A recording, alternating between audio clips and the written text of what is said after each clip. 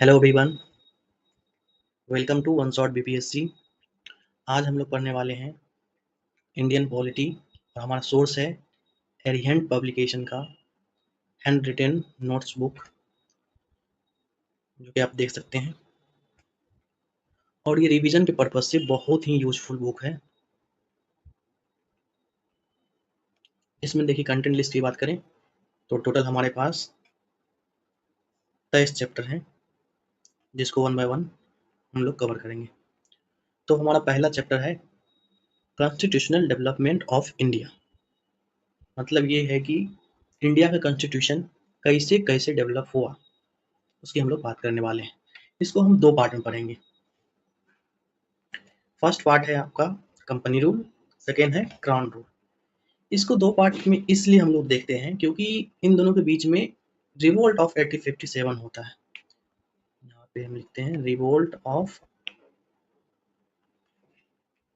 1857। ये जो रिवोल्ट था बहुत ही भयंकर रिवोल्ट था।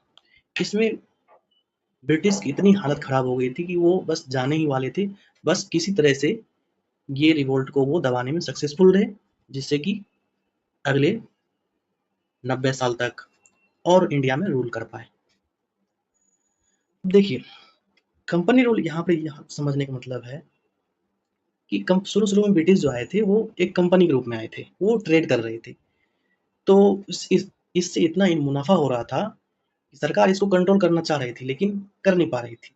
तो जब ये 1857 का रिवोल्ट हुआ, तो गवर्नमेंट जो वहाँ की क्राउन जो है, वहाँ की जो पार्लियामेंट है, उनको क्या हुआ कि एक मौका मिल गया कि कंपनी को खत्म करने का और खुद का गवर्नमेंट का रूल अप्लाई करने का। तो यहाँ से शुरुआत हो जाती है क्राउन रूल की। आगे बात करेंगे, पहले हम लोग बात कर लेते हैं कंपनी रूल की। कंपनी रूल में जो कि 1773 से लेके 1858 तक है, इसमें पहला रूल है, पहला एक्ट बोला जाए, रेगुलेटिंग एक्ट 1773। इसमें देखिए फर्स्ट पॉइंट ये है कि गवर्नर ऑफ बंगाल को गवर्नर जनरल ऑफ बंगाल कहा गया। ठीक है, और इसके अंदर मुंबई प्रोविंस, मद्रास प्रोविंस, इनके पावर को इसके अंदर कर दिया गया। अगर हम समझे तो देखिए, गवर्नर ऑफ बंगाल को गवर्नर जनरल ऑफ बंगाल कहा गया। ठीक है, और इसके अंदर मद्रास और मुंबई, पहले मुंबई और मद्रास अलग अलग प्रोविंस थे, उसका अलग अपना अपना पावर था। लेकिन इस रेगुलेटिंग एक्ट के माध्यम से ये कहा गया कि गवर्नर जो बंगाल होगा वो गवर्नर जनरल ऑफ बंगाल कहलाएगा, और इसके अंदर मद्रास प्रोविंस और मुंबई प्रोविंस दोनों को पावर इसके अंदर आ जाएगा। मतलब ये कि कोई भी डिसीजन लेना होगा तो उनको पहले यहाँ से सजेशन, परमिशन वो लेनी पड़ेगी। ठीक है, अब देखिए इससे क्या हुआ कि पावर जो है ना ये ऊपर ट्रांसफर हो गया। पावर क्या हो गया, ऊपर चली। इसलिए सेकंड पॉइंट जो हमारा है यही है कि बिगिनिंग ऑफ सेंट्रल एडमिनिस्ट्रेशन। मतलब है कि पावर सेंट्रल में आ गया, पावर एक के हाथ में आ गया। पहले क्या था, पावर अलग अलग सबके पास था, लेकिन यहाँ पर क्या हुआ, पावर सिर्फ गवर्नर जनरल ऑफ बंगाल के पास आ गया। इसीलिए इसको हम लोग बोलते हैं बिगिनिंग ऑफ सेंट्रल एडमिनिस्ट्रेशन। और हमारा थर्ड पॉइंट है establishment of supreme court. Supreme court की स्थापना होती है 1774 में। देखिए एक्ट आया है 1773 में, लेकिन सुप्रीम कोर्ट की स्थापना इसी के अंतर्गत 1774 में हो रही है। और इसके फर्स्ट चीफ जस्टिस कौन है, सर एलिजा एम्पे। ठीक है, ये नाम याद रखेंगे, सर एलिजा एम्पे। और सुप्रीम कोर्ट की कब स्थापना हुई, 1774 में। और इसके अदर मेंबर थे, अदर जज, Robert Chamber, Stephen Caesar, John Hyde. इसको हम ट्रिक के माध्यम से याद रख सकते हैं, चैम्बर में सीजर, हाइड। ओके, अब हम लोग बात करेंगे सेकेंड एक्ट, जो कि है पिट्स इंडिया एक्ट 1784। इसमें क्या कहेगा कि डबल गवर्नमेंट सिस्टम को इंट्रोड्यूस किया गया। मतलब ये है कि कॉमर्शियल फंक्शन के लिए एक अलग बोर्ड और पॉलिटिकल फंक्शन के लिए एक अलग बोर्ड। जैसे कि देखिए, कॉमर्शियल फंक्शन के लिए जो बोर्ड की स्थापना किया गया उसको कहा गया कोड ऑफ डायरेक्टर। आप इसको ऐसे याद रखेंगे, जैसे कॉमर्शियली कोई कंपनी होती है तो उसमें क्या होते हैं, डायरेक्टर होते हैं, तो इस तरह से हम याद रख सकते हैं कोड ऑफ डायरेक्टर किसके लिए, कॉमर्शियल फंक्शन के लिए, जबकि पॉलिटिकल फंक्शन के लिए बोर्ड ऑफ कंट्रोल। ऐसे देखते हैं पॉलिटिक्स में पावर की बात करते हैं, कंट्रोल की बात करते हैं, तो वहाँ पे पूरा कंट्रोल हो रहा है, तो पॉलिटिकल सिस्टम के लिए बोर्ड ऑफ कंट्रोल, इसमें 6 मेंबर थे। और सेकेंड पॉइंट है इसमें, council of governor general reduced from 4 to 3। Governor general की जो काउंसिल थी ना, उसमें जितने मेंबर थे वो 4 मेंबर थे, उसको कम कर दिया गया, कम करके 3 कर दिया गया। नेक्स्ट पॉइंट की बात करें, कंपनी टेरिटरी को हम अब क्या कहा गया, ब्रिटिश पोजीशन इन इंडिया। देखिए इसके पहले क्या था कि कंपनी पहले भी रूल कर रही थी, लेकिन यहाँ पर एक चीज है कि ऑफिशियली लिख दिया गया कि जो भी कंपनी की टेरिटरी है वो ब्रिटिश पोजीशन कहलाएगी, बस इसमें यही बात है और कोई बात नहीं। अगला हमारा एक्ट है चार्टर एक्ट 1813, चार्टर एक्ट 1813। इसका फर्स्ट पॉइंट है कि इसमें क्या हुआ कि एंड ऑफ ट्रेड मोनोपोली, जो ट्रेड मोनोपोली चल रही थी ब्रिटिश ईस्ट इंडिया कंपनी की, उसको खत्म किया गया, क्योंकि और भी बहुत सारे लोग थे, बहुत सारे कंपनी थे, वो चाह रहे थे कि हम भी इंडिया में आके ट्रेड करें, तो इसीलिए वहां पर क्या किया गया कि ट्रेड मोनोपोली, जो सिर्फ अकेले ही ट्रेड कर रहे थे इंडिया के साथ ब्रिटिश ईस्ट इंडिया, इसको खत्म किया गया, लेकिन चाय के बिजनेस के साथ, ठीक है, और चाइना के साथ, मतलब ये है कि चाय के साथ सिर्फ ब्रिटिश ईस्ट इंडिया कंपनी ही करेगी, और चाइना के साथ सिर्फ ब्रिटिश ईस्ट इंडिया कंपनी ही व्यापार करेगी, दूसरी कंपनी व्यापार नहीं करेगी। लेकिन इंडिया में क्या किया गया कि दूसरे को भी मौका मिल गया, ठीक है। और दो सेकंड पॉइंट इसमें यह है कि 1 lakh annually for education, education के लिए 1 लाख रुपये खर्च करने का प्रस्ताव इसमें रखा गया था। हालांकि ये खर्च नहीं कर पाए, वो लोग नहीं कर पाए। इसको ऐसे याद रखेंगे, 1813, 13 में देखिए एक आ रहा है, ठीक है, इसलिए 1 लाख यहाँ पे एनुअली स्पेंड करने की बात कही गई, इसको याद रख लेंगे। और नेक्स्ट पॉइंट है हमारा, क्रिश्चियन मिशनरी को अलॉट कर दिया गया ब्रिटिश इंडिया में, मतलब है कि वो आए अपना धर्म का प्रचार प्रसार करें। तो ये हमारा था चार्टर एक्ट 1813। इसमें क्या क्या बात हुई, ट्रेड मोनोपोली को खत्म किया गया, लेकिन चाइना के साथ और चाय के साथ, ठीक है, इनके साथ क्या किया गया कि मोनोपोली रखी गई। और सेकेंड पॉइंट था 1 लाख पूरे वर्ष में एजुकेशन पर खर्च करने के लिए रखा गया। तीसरा पॉइंट था क्रिश्चियन मिशनरीज को अलॉट कर दिया गया इंडिया में कि वो अपना धर्म प्रचार प्रसार कर सकते हैं। नेक्स्ट हमारा एक्ट है चार्टर एक्ट 1833। इसमें भी देखिए क्या हुआ है, गवर्नर जनरल ऑफ बंगाल को गवर्नर जनरल ऑफ इंडिया कहा गया।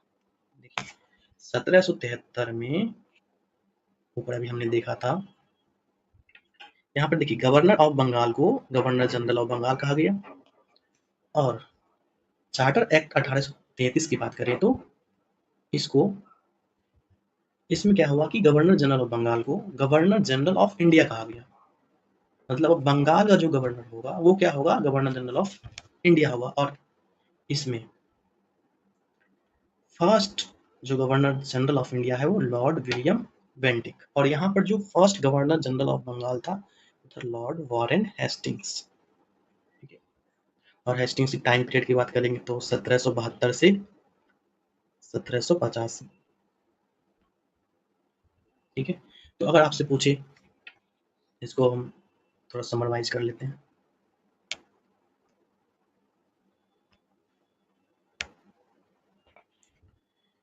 देखिए रेगुलेटिंग एक्ट 1773,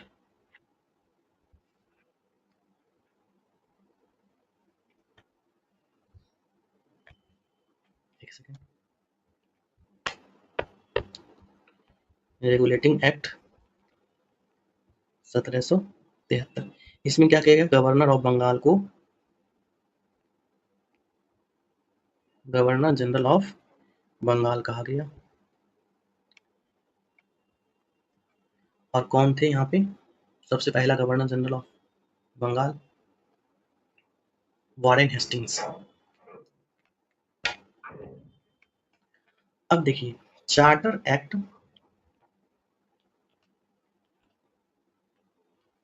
1833, इसमें गवर्नर जनरल ऑफ बंगाल को, जी ऑफ बंगाल, इसको शॉर्ट में बोल रहे हैं, गवर्नर जनरल ऑफ बंगाल को गवर्नर जनरल ऑफ इंडिया कहा जाने लगा। और first governor general of India कौन थे? Lord William Bentinck. Okay,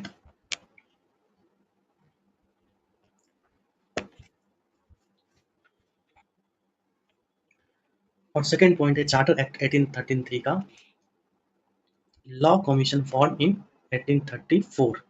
law commission बनाया गया 1834 में, जिसके चेयरमैन जो थे लॉर्ड मेकाले थे, जो कि इंग्लिश का बहुत बड़ा सपोर्टर था और ये चाह रहे थे कि इंग्लिश लैंग्वेज हो, और हुआ वही भी, ताकि इससे क्या हो सके, ये इसको एडमिनिस्ट्रेशन करना, भारत में रूल करना सब आसान हो सके इसके लिए। नेक्स्ट पॉइंट है हमारा, monopoly of company in T and trade with China abolished.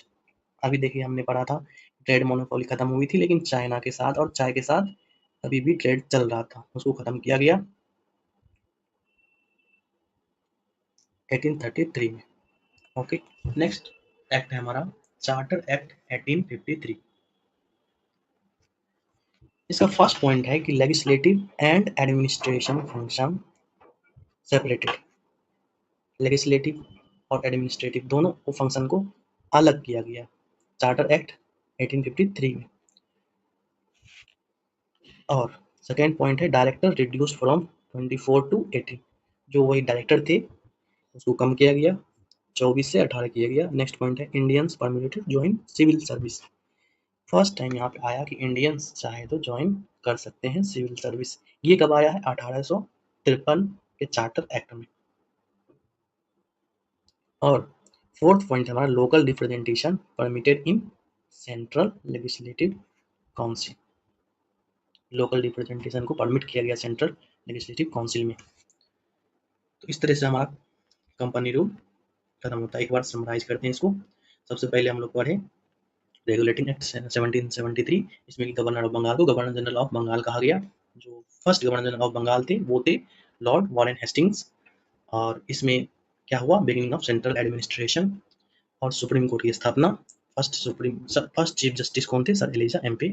फिर पिट्स इंडिया की बात करा था हमने, इसमें दो फंक्शन के अलग अलग बोर्ड की गठन किया गया। फर्स्ट था कोर्ट ऑफ डायरेक्टर, सेकंड था board of control for political affairs. Second point था काउंसिल ऑफ गवर्नर को, जनरल को कम कर दिया गया, 4 से 3 कर दिया गया। नेक्स्ट था कंपनी टेरिटरी को ब्रिटिश पोजीशन इन इंडिया कहा गया। ये था ब्रिटिश इंडिया चार्टर एक्ट 1813 में। पहला पॉइंट था कि मोनोपोली कंपनी खत्म होगी और सिर्फ चाय और चाइना के साथ ट्रेड कंटिन्यू रखा गया, मोनोपोली कंटिन्यू रखी गई। और 1 लाख एनुअली खर्चे के लिए एजुकेशन पे अलॉट किया गया, क्रिश्चियन मिशनरी को अलॉट कर दिया गया। और नेक्स्ट है चार्टर एक्ट 1833, जिसको सेंट हेलेना एक्ट भी बोलते हैं। इसमें गवर्नर जनरल ऑफ बंगाल को गवर्नर जनरल ऑफ इंडिया कहा गया। और first governor general of India कौन है? Lord William Bentinck. और 18 इसके जस्ट 1 साल बाद में क्या हुआ, लॉ कमीशन का फॉर्मेशन होता है, जिसके चेयरमैन कौन है? Lord Macaulay. ठीक है, और कंपनी के साथ जो ट्रेड चल रही थी चाइना के साथ और चाय के साथ, उसको भी यहाँ पे खत्म कर दिया गया। और 1853 में हमने ये पढ़ा था कि लेजिस्लेटिव एंड एडमिनिस्ट्रेटिव फंक्शन को अलग किया गया। पहला पॉइंट ये था। दूसरा पॉइंट था डायरेक्टर को रिड्यूस किया गया 24 से 18। तीसरा, Indian permitted to join civil service, India को परमिट किया गया सिविल सर्विस ज्वाइन करने के लिए। और चौथा था लोकल रिप्रेजेंटेशन को परमिट किया गया सेंट्रल लेजिस्लेटिव काउंसिल में। अब हम लोग बात करेंगे क्राउन रूल की, जो कि 1858 से 1947 तक चला है। इसमें देखिए फर्स्ट जो एक्ट आया है वो है गवर्नमेंट ऑफ इंडिया एक्ट 1858। इसका पहला पॉइंट है रूल अंडर ब्रिटिश क्राउन। जो भी रूल बनेंगे, मैंने आपको समझाया अभी कि कैसे कैसे क्या हुआ था। 1857 रिवोल्ट हुआ था, उसके बाद जो गवर्नमेंट थी उसको मौका मिल गया तो ये अपने कंट्रोल में ले लिया, तो इसलिए ब्रिटिश क्राउन के अंतर्गत आ गया यहाँ पे। अब देखिए सेकेंड पॉइंट है governor general of India changed into viceroy of India. देखिए थर्ड चेंजेस हो रहा है। थर्ड चेंजेस में ये है कि गवर्नर जनरल ऑफ इंडिया को अब नाम चेंज हुआ है। क्या नाम हुआ है? वाइसरॉय ऑफ इंडिया कहा गया। और फर्स्ट वाइसरॉय कौन है? Lord Canning. तो हम बात करें 1773 में गवर्नर जनरल ऑफ बंगाल कहा गया। 1833 में क्या कहा गया? Governor general of India. और 1858 के एक्ट में इसको वाइसरॉय कहा गया। ठीक है, 3 डेट हम याद रखेंगे। रेगुलेटिंग एक्ट में गवर्नर ऑफ बंगाल को गवर्नर जनरल ऑफ बंगाल कहा गया। 1833 के चार्टर एक्ट में गवर्नर जनरल ऑफ बंगाल को गवर्नर जनरल ऑफ इंडिया कहा गया। ठीक है, और 1858 में गवर्नर जनरल ऑफ इंडिया को अब वाइसरॉय ऑफ इंडिया कहा गया, जो कि फर्स्ट कौन थे? Lord Canning. और इसमें कौन थे अगर बात करें? Governor general of Bengal Warren Hastings, lord William Bentinck और 1858 में लॉर्ड कैनिंग। ओके, अब हम नेक्स्ट पॉइंट की बात करेंगे। Creation of post of secretary of state for India. ये जो वाइसरॉय ऑफ इंडिया है, इनको सपोर्ट करने के लिए एक नए पोस्ट को क्रिएट किया गया, जो कि था सेक्रेटरी ऑफ स्टेट। ठीक है, और ये जो वाइसरॉय है वो डायरेक्ट इनको रिपोर्ट करते थे, जो भी सेक्रेटरी ऑफ स्टेट होते थे, और इसके 15 मेंबर बॉडी होते थे, 15 मेंबर बॉडी। ये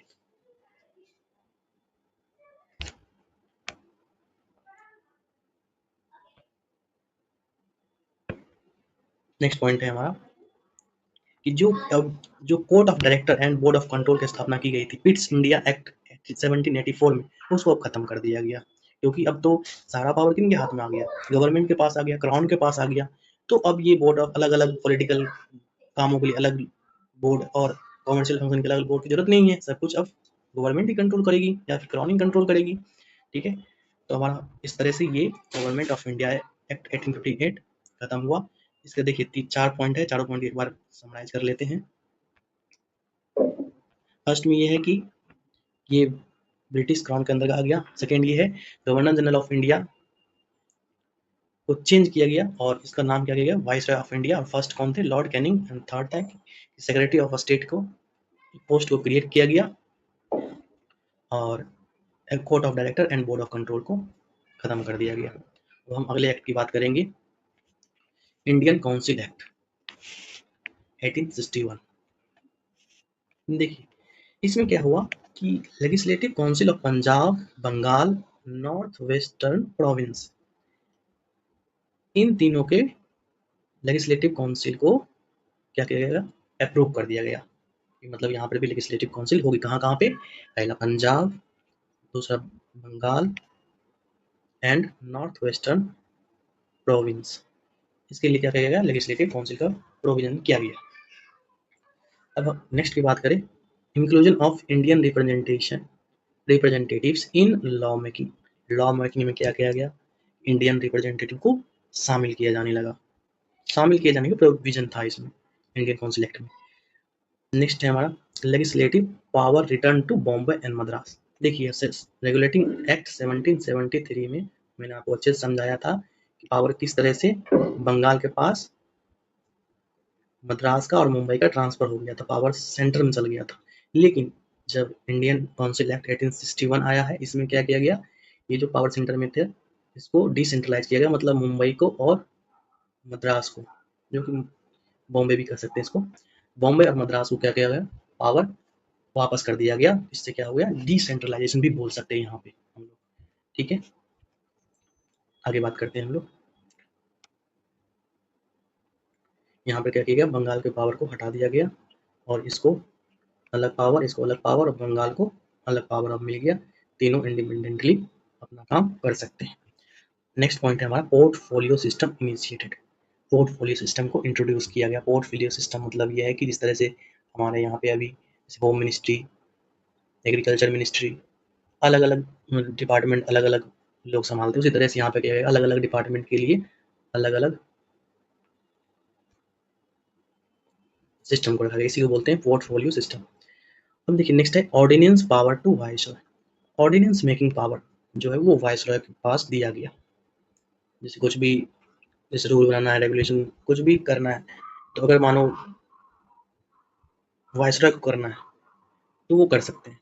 ऐसा नहीं कि वायसराय को पहले रूल पास करना पड़ेगा, ड्राफ्ट करना पड़ेगा, ऐसा कुछ नहीं। कुछ भी जरूरत है वायसराय को ये पावर दिया गया कि वो कुछ भी रूल नोटिफिकेशन कर सकते हैं।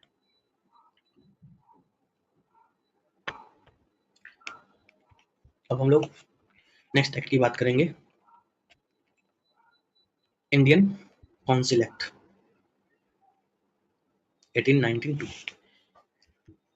इसका फर्स्ट पॉइंट है कि central and provincial legislative council, जो central and provincial legislative council था उसमें नॉन ऑफिशियल मेंबर जो कि इंडियन हुआ करते थे उनको इंक्रीज किया गया।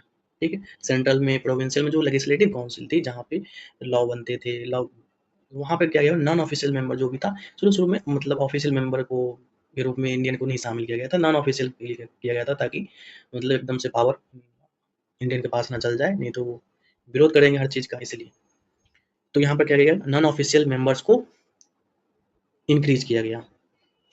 सेकेंड है इंडियन काउंसिल एक्ट 1892 का introduction of indirect election. Indirect election को इंट्रोडक्शन किया गया यहाँ पे, कि मतलब है कि कुछ लोगों के पास ये पावर दी गई कि मतलब इलेक्शन कर सकते हैं। डायरेक्टली तो नहीं था कि डायरेक्टली किसी को भी जिसको बहुमत है वो आ सकता है, ऐसा नहीं। यहाँ पे इनडायरेक्ट इलेक्शन का प्रोविजन किया गया। Right to ask question and debate on budget. हमारा अगला पॉइंट है कि क्वेश्चन पूछने की राइट दिया गया, बजट पे डिबेट करने का राइट दिया गया। बट यहाँ पे देखिए क्वेश्चन तो पूछ सकते हैं, लेकिन सप्लीमेंट्री क्वेश्चन पूछने का यहाँ पे नहीं दिया गया था। ठीक है, बजट पे डिबेट कर सकते हैं लेकिन वोट नहीं कर सकते, इस तरह का था शुरू शुरू। फिर अगला जो भी एक्ट होगा उसमें ये सब मिल जाएगा राइट। अभी लेकिन क्या हुआ है कि right to ask question and debate on budget, budget पे डिबेट कीजिए और क्वेश्चन पूछिए, बस इतना कीजिए, वापस से वापस क्वेश्चन मत पूछिए। मतलब ये कहा गया इंडियन काउंसिल एक्ट 1892 में। फर्स्ट था कि नॉन ऑफिशियल मेंबर को इंक्रीज करना है, इनडायरेक्ट इलेक्शन का इंट्रोडक्शन हो गया। थर्ड है कि क्वेश्चन पूछने की वो हक दिया गया और बजट पर डिबेट करने का हक मिला। ठीक है, अब हम लोग अगला एक्ट की बात करेंगे जो कि है इंडियन काउंसिल एक्ट 1909। इसको मॉर्ले मिंटो रिफॉर्म भी कहा जाता है। इसमें क्या किया गया, सेपरेट इलेक्ट्रोड फॉर मुस्लिम। पहला इसका प्रोविजन है कि मुस्लिम के लिए क्या किया गया, सेपरेट इलेक्ट्रोड किया गया। सेकेंड है इसका expansion of central and provincial legislative councils. Central and provincial legislative council को एक्सपेंड किया गया। थर्ड है हमारा Indian in executive council of viceroy. Executive council of viceroy में इंडियन को शामिल किया गया, और वो फर्स्ट इंडियन कौन थे, सत्येंद्र प्रसाद सिन्हा, जिसे एसपी सिन्हा भी कहा जाता है। ठीक है, तो ये क्वेश्चन बहुत ही फेमस है, बहुत पूछा जाता है कि एग्जीक्यूटिव काउंसिल ऑफ वाइसरॉय में फर्स्ट इंडियन कौन है, एसपी सिन्हा, जो कि इंडियन काउंसिल एक्ट के तहत बने हैं। तो इसमें फर्स्ट पॉइंट हमारा ये था कि सेपरेट इलेक्टोरेट और मुस्लिम, मुस्लिम के लिए सेपरेट अलग से निर्वाचन बना दिया गया कि मुस्लिम को मुस्लिम ही वोट करेंगे और मुस्लिम के लिए मुस्लिम कैंडिडेट ही खड़ा होगा, इस तरह का प्रोविजन कर दिया गया। नेक्स्ट हमारा एक्ट है अब गवर्नमेंट ऑफ इंडिया एक्ट 1990, जिसे मॉन्टेग्यू चेम्सफोर्ड रिफॉर्म भी कहते हैं।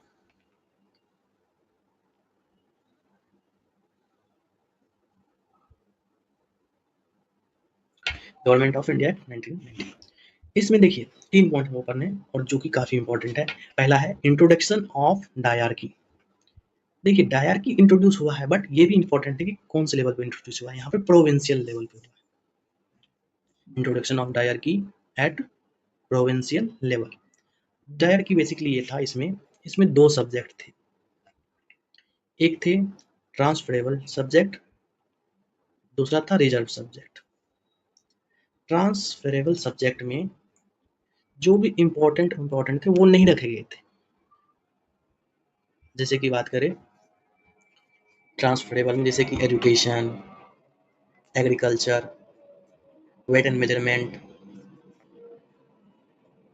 रिलीजियस, ये सब चीज ट्रांसफरेबल में रखा गया था, जो कि इम्पोर्टेंट ज़्यादा नहीं था, क्योंकि इसमें इंडियन को ज़्यादा इसमें वोट करना होता था। लेकिन रिजर्व, ये इस रिजर्व रखा गया था जिसमें कि वाइसराय या लेजिस्लेटिव जो एग्जीक्यूटिव काउंसिल होते थे उसके जो मेंबर मिलके ये डिसीजन लेते थे उनके लिए रखा गया था। तो इसमें काफ़ी अच्छे-अच्छे सब्जेक्ट थे जैसे कि पुलिस,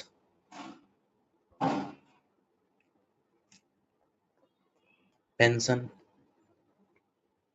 एग्रीकल्चर, टैक्स। एग्रीकल्चर इसमें रखा गया था, उसमें नहीं रखा गया था। एग्रीकल्चर, टैक्स, इलेक्ट्रिक, पोर्ट, ये सब इसमें रखे गए थे। तो हम यहाँ पे ये समझे कि डायरकी का इंट्रोडक्शन हुआ, जिसमें कि प्रोविंशियल लेवल पे ये डायरकी को इंट्रोड्यूस किया गया। देखिए सेंट्रल लेवल पे क्या हुआ है, सेंट्रल लेवल पे bicameral system at central level, bicameral legislature को इंट्रोड्यूस करेंगे सेंट्रल लेवल पे, ठीक है। और हमारा नेक्स्ट पॉइंट है यहाँ पे direct election but limited franchise. इसका मतलब ये है कि कुछ लोगों को ही वोट देने का अधिकार दिया गया था, मतलब ये नहीं कि कोई भी आके वोट कर सकते हैं, तो उसको एडल्ट फ्रेंचाइज बोलते हैं, तो वो नहीं यहाँ पे एडल्ट यूनिवर्सल एडल्ट फ्रेंचाइज होता है, वो नहीं किया गया। सबको यहाँ पर ऐसा नहीं था कि वोट करने का अधिकार था, नहीं। और जो मुस्लिम को सेपरेट इलेक्टोरेट दिया गया उसको एक्सपेंड किया गया, एक्सपेंड किनके लिए किया गया, सिख के लिए किया गया, ओके। नेक्स्ट हमारा एक्ट है गवर्नमेंट ऑफ इंडिया एक्ट 1935। इसमें देखिए क्या है, फर्स्ट प्रोविजन है कि formation of all India federation, all India federation का नींव इसी प्रोविजन में मेंशन था। और 3 लिस्ट यहाँ पर बताए गए थे, federal list, provincial list, concurrent list. जैसे अभी हमारे पास है union list, state list, concurrent list, उसी तरह से यहाँ पे फेडरल लिस्ट और प्रोविंशियल लिस्ट और कंकरेंट लिस्ट का प्रोविजन किया गया। नेक्स्ट है establishment of federal judiciary and reserve bank of India. काफी इंपॉर्टेंट पॉइंट है कि फेडरल ज्यूडिशरी, इसकी भी स्थापना इसी प्रोविजन के अंतर्गत होती है, और रिजर्व बैंक ऑफ इंडिया जो कि अभी भी इंडिया में एग्जिस्ट कर रही है, वो भी इसी प्रोविजन के अंतर्गत बनते हैं। अब देखिए बाय कैमरल सिस्टम वो प्रोविंशियल लेवल पे हो जाएंगे, ठीक है। और नया पॉइंट हम जोड़ देते हैं, जो डायरकी था उसको अब सेंट्रल लेवल पे इंट्रोड्यूस किया गया।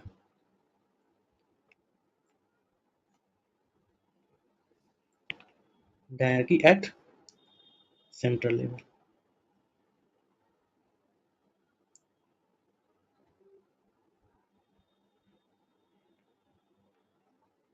एक सेकंड, डायरकी एट